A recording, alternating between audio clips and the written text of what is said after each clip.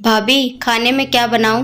घर की सफाई पूरी हो गई। आप जो बोलो खाने के लिए चढ़ा दूं। आज मुझे घर जल्दी जाना है। राधा ने घर की बहू स्नेहा से पूछा और फ्रिज खोलकर सब्जी निकालने लगी। राधा, ऐसा कर, आज दाल चावल और आलू की सब्जी बना ले, साथ में पनीर की ग्रेवी वाली सब्जी। ठीक है? ठीक है भाभी। भाभी, खिचड़ी भी डाल दो। कल डॉक्टर ने बाबूजी के लिए खिचड़ी खाने के लिए कहा था ना, और अम्मा ने कहा था बाबूजी के लिए जाते जाते खिचड़ी बनाती जाना।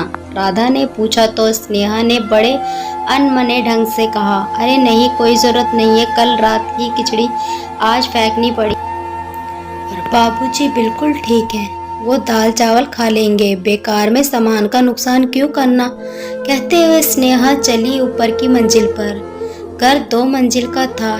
घर के नीचे के हिस्से में रसोई बैठक था और घर के मालिक अनिरुद्ध जी और रमा जी कह रहते थे। उनके बेटे, बहू और पोते का कमरा ऊपरी मंजिल पर था। घर अनिल जी ने बनवाया था। साड़ियों के व्यापारी अनिल जी के घर पैसे रुपये की कोई कमी नहीं थी। अनिल जी ने व्यापार को बहुत ऊंचाई दी। अब साथ में बेटे के साथ उन्होंने शहर के सबसे बड़े व्यापारी में शामिल हो गए। दोपहर के समय पति और बेटे के आने का समय हुआ। रमा जी रसोई में देखने गई कि क्या क्या तैयार हुआ। राधा, क्या क्या बनाया? अम्मा, दाल चावल, आलू की सूखी सब्जी और पनीर की ग्रेवी वाली। बस सब तैयार है। खीरे का रायता बना रही हूँ। और बाबूजी के लिए मूंग की वाली खिचड़ी, वो तैयार है ना? सब आते ही होंगे। उनका सब सुन राधा चुप हो गई। वो अम्मा, भाभी ने मना कर दिया। उन्होंने कहा जो खाना बन रहा है वो बाबूजी भी खा लेंगे। कहते हुए राधा सर झुकाकर खड़ी हो गई। ऐसा कर, तू खिचड़ी चढ़ा दे, बाबूजी खिचड़ी ही खाएंगे, कहते बाहर चली गई। रमा जी गुस्से से बिखर पड़ी हॉल में आई और स्नेहा को आवाज लगाई, हाँ माँ, क्या हुआ? अभी तो बाबूजी और रमेश नहीं आए, फिर आपने क्यों बुलाया? राधा को तुमने खिचड़ी बनाने से मना किया? स्नेहा, 2 टुक का सवाल सुन स्नेहा घबरा गई। हाँ माँ, कहते हुए पसीने छूट गए। रमा जी ज़्यादा नहीं बोलती, ना सास बनकर बहू को टोक टकाई करती। स्नेहा जानती थी कि इस घर में उनका रुतबा सबसे बड़ा था, इसलिए वो बार बार वो कोशिश करती थी कि उनका आभा मंडल को तोड़ने की, उनके सत्ता के चुनौती देने, लेकिन हर बार असफल हो जाती। आज फिर वही काम किया था। स्नेहा वो चाहती थी कि घर पर उसका राज चले। वो माँ, मैंने सोचा अब बाबूजी की तबीयत ठीक है, इसलिए स्नेहा मैं तुम्हें ज़्यादा नहीं रोकती टोकती, लेकिन एक बात बता दूँ, अभी भी ये गृहस्थी मेरी है और वो रसोई भी। मैंने हमेशा तुम लोगों को छूट देती हूँ, तुम लोग अपनी ज़िंदगी जैसे मन हो वैसे जियो, लेकिन ये हक कभी नहीं दिया कि तुम हम दोनों पति पत्नी के जीवन का, रहन सहन का फैसला लो। ये घर और गृहस्थी मेरी है, और जो जमी जमाई रसोई तुम देख रही हो उसको जमाने में मेरी जिंदगी के 40 साल लगे हैं। ऊपर के मंजिल पर एक रसोई घर है। आज से तुम अपनी रसोई वहाँ जमा लो, मुझे कोई तकलीफ नहीं होगी, और उस रसोई की मालकिन बनकर खुद के लिए फैसले लेना।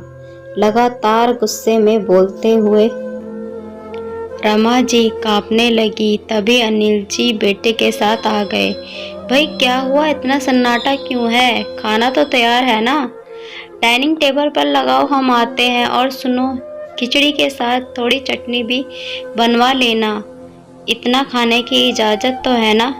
हाँ हाँ, बैठिए ना, बस सब तैयार है, कहते हुए रसोई में आ गए और जल्दी से मिर्च और लहसुन की चटनी बनाने लगी।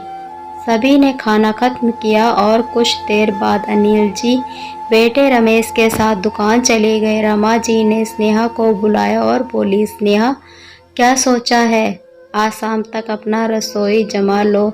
मैंने अनिल जी और रमेश के सामने कुछ नहीं कहा, लेकिन अब सब कुछ तुम्हारे ऊपर है, जैसा तुम चाहो वैसा। स्नेहा डर गई थी। अब तो उसकी हालत खराब थी। उसने कल्पना भी नहीं की थी उसकी छोटी सी गृहता ऐसे गले पड़ जाएगी और सासू माँ इतना कठोर बन जाएगी। रमेश माँ के लिए कोई तकलीफ, उनकी बेइज्जती बर्दाश्त नहीं कर सकता था। तुरंत सासू माँ के कदमों पर गिर गई। माँ, मुझे माफ़ कर दीजिए, गलती हो गई, अब ऐसी गलती नहीं हो। आपका बड़प्पन है कि आपने रमेश और बापूजी के सामने कुछ नहीं कहा, कहते हुए हाथ जोड़ खड़ी हो गई। रमा जी ने बहू के हाथ पकड़ अपने पास बिठा लिया और बोल पड़ी, बहू, मैं भी चाहती हूँ तुम इस घर की जिम्मेदारियों को संभालो। तुम जब ब्याह कर आई तब से मैंने कभी अपने विचार तुम्हारे ऊपर नहीं थोपे। चाहती हूँ तुम जिम्मेदारियों को लेकिन सभी की भावनाओं का ख्याल रखकर किसी का मन ना दुखाओ। राधा जब भी पूछती खाने में क्या बनेगा तो मैं उसे तुम्हारे पास भेजती हूँ। मैं चाहती तो खुद भी बता सकती थी। किसी गृहस्थी को बनाने में वर्षों लग जाते हैं। पति पत्नी की मेहनत, उनके अपने अनगिनत सपने जिन्हें वो गृहस्थी की नींव में झोंक देते हैं, अपना धैर्य जाने क्या क्या। उस गृहस्थी में सभी की भावनाओं का ख्याल होना चाहिए, बड़ा हो या छोटा, सभी को यथोचित सम्मान मिलना चाहिए, तब एक गृहस्थी सुंदर बनती है। कहते हुए रमा जी के आंखों से निश्चर नीर बहने लगे। स्नेहा ने उनके आंसू अपने हाथ से पोंछा और बोली, माँ, मैं समझ गई, गृहस्थी को किसी से लेना या मांगना नहीं होता। वो एक भाव है जिसे जीना होता है, जिसे समझना होता है। एक एक तिनका जोड़कर गृहस्थी बनती है। तो आज तक जिम्मेदारियों और अधिकार को आपसे छीनना चाहती थी, अब नहीं, मैं एक एक कर अपने गृहस्थी की ईंट रखूंगी आपकी तरह, कहते हुए उनके गले लग गई। स्नेहा और रमा जी ने उसे सीने से लगा लिया। वो समझ रही थी कि सुबह का बुलाकर शाम को घर आ जाए तो उसे बुला नहीं कहते। तो दोस्तों, ये स्टोरी हर घर की है। अगर हम समझदारी से इस तरह से ना करें तो सास भी अपनी माँ ही होती है। तो ये स्टोरी आपको कैसी लगी, आपको क्या मिला इसमें सीखने को, वो मुझे कमेंट में ज़रूर बताएं। मिलेंगे अगली स्टोरी में किसी अच्छी सी स्टोरी के साथ। तब तक के लिए bye bye and take care.